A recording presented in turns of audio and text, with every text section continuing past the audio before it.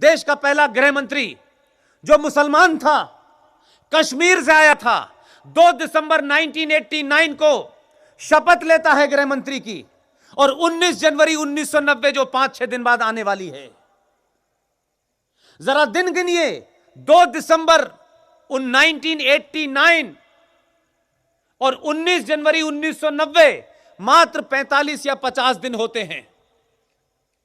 वो जिहादी, वो इस्लामिक आतंकवादी, भारत का पहला गृह मंत्री, मक्कार, उस आदमी ने उसकी देखरेख के अंदर उसके राज्य से 5.5 लाख कश्मीरी हिंदू पंडितों को उनके धर्म, उनके फेथ, उनके बिलीफ के नाम पर पूरे जम्मू कश्मीर से मार के, काट के, रेप करके भगा दिया।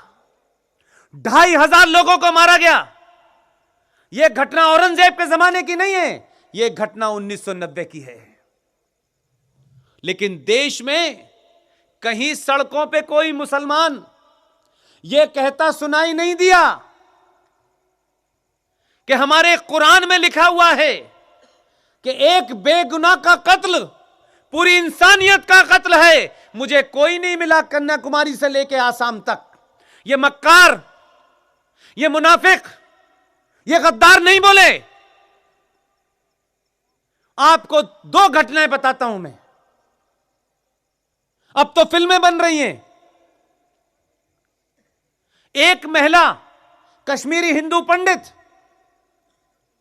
वो भी 1990 में जैसे हजारों लोग भागे, कुछ कपड़े भी नहीं थे। सोचिए कि जो लोग 5 या 7 डिग्री टेम्परेचर में रहते थे, उनको दिल्ली में 50-50 डिग्री टेम्परेचर में क्या क्या बीमारी हुई पिछले 30 साल से, कोई पूछने नहीं आया।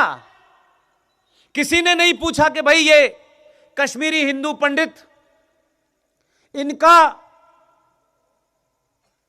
कौन सा ऐसा आरोप और अपराध है, इन्हें किस लिए मारा गया, क्या किसी को मारा था, क्या किसी की बेटी को छेड़ा था, क्या किसी की नौकरी छीनी थी।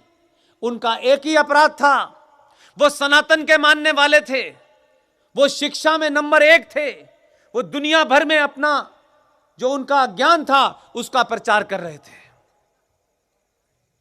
उनको उनकी पहचान के नाम पे मारा गया। वो आ गए कश्मीर में जो 2,500 लोगों की हत्याएं हुई हैं। मैं इसलिए बताना चाहता हूं, 30 साल में जो बात मैंने शुरू में आपसे कही कि जिनकी प्रवृत्ति 1947 में नहीं बदली, वो 2019 में सिटीजन अमेंडमेंट बिल के ऊपर चर्चा में अपनी पोल खुलवा रहे थे। जो घटना 1990 में हुई है, आप उनसे उम्मीद कर रहे हैं कि उन्हें कश्मीरियत चाहिए, इंसानियत चाहिए। आप चाहते हैं कि वो आपकी बात मानेंगे, आप चाहते हैं वो भारत की बात मानेंगे। एक घटना से इतनी बड़ी घटना हुई, मैं उनको भी दरकिनार करता हूं। एक कश्मीरी हिंदू पंडित महिला, वो कैसे भाग करके वहां से आई। कुछ दिनों बाद उसके जो कलीग थे, साथी एम्प्लॉय थे, जो उसके साथ काम करते थे, उन्होंने फोन किया और कहा कि अब सब ठीक हो गया है। प्रदीप भाई कहा सब ठीक हो गया है, तुम आ जाओ, तुम अपने पिछले इतने समय की जो तनख्वाह है वो भी ले लो। उस औरत का भोलापन देखिए। उसने ये सोचा कि शायद मॉब मेंटलिटी के अंदर, भीड़ की मानसिकता से शायद यह अपराध हो गया हो।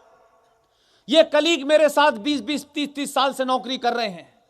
उसने उन पे यकीन कर लिया।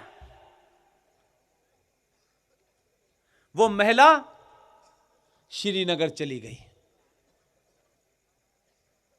उस महिला के साथ उन 21 के 21 एम्प्लॉय ने सामूहिक बलात्कार किया। और बात यहीं तक नहीं रुकती। सामूहिक बलात्कार करने के बाद उस महिला के सारे कपड़े उतारे और हाथ से जो आरा मशीन थी उसमें उसके 4 टुकड़े कर दिए। वो कहते हैं हमें इंसानियत चाहिए, कश्मीरियत चाहिए, तुम्हें कोई इंसानियत नहीं चाहिए, कोई कश्मीरियत नहीं चाहिए, तुम्हें 303 चाहिए।